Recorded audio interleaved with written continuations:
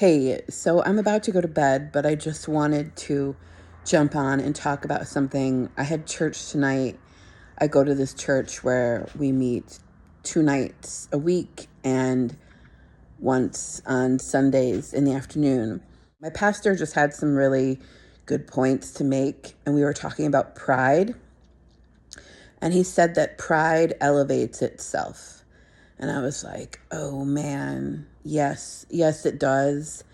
And because this is a stronghold, it's like when you become aware of your own pride, it's something that we have to tear down, especially as believers. But I mean, if you want to be a good person, it's a good thing to break down your pride.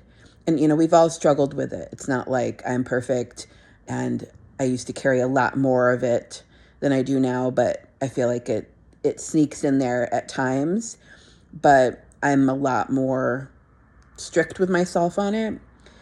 But when you switch kingdoms and you start honoring God first and you start doing things his way, which is a completely different way than when you're in the world trying to do it on your own and you're trying to lift yourself up. You're trying to elevate yourself through selfish means or just in ways that maybe God doesn't really want you to, but you're just doing it anyway because you don't know any better, and no judgment because none of us are perfect. But you just put so much effort and energy in trying to lift yourself up or become successful or raise yourself up. And in God's kingdom, it's completely effortless.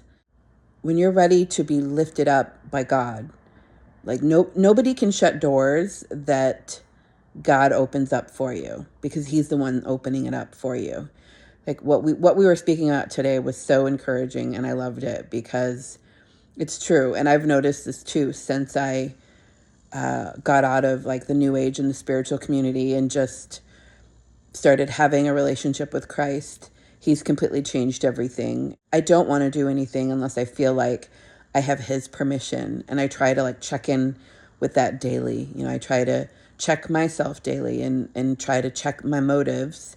And I'm not perfect. I'm still working on it, but it is such a relief to know that if I'm supposed to be lifted up for any reason, or if I'm like up to bat for any cause, or I need to be somewhere to fulfill a certain role, God's going to make that happen. Like, I don't have to do anything to make that happen. I mean, of course, you don't just hide out in your house and sit around and do nothing and wait for someone to knock on your door. But it's just such a relief to know that you don't have to put so much effort into becoming something that you're not, to lift yourself up or to kind of wave your hands around and be like, look at me. Like I used to make videos and they were a lot different than they are now. They've evolved sort of over the years. And one of the things my pastor was saying was how humble Jesus was. And, he was he was going around healing people. He was literally raising people from the dead and casting out demons and doing miracles on people. And he didn't want people telling villages about him. He didn't want people talking about it at first because he knew we had to have 3.5 years of his ministry before he was known, because he knew that he would be crucified and he didn't want to draw attention to himself. So he was very humble, and he was okay with not being out in front of the public, or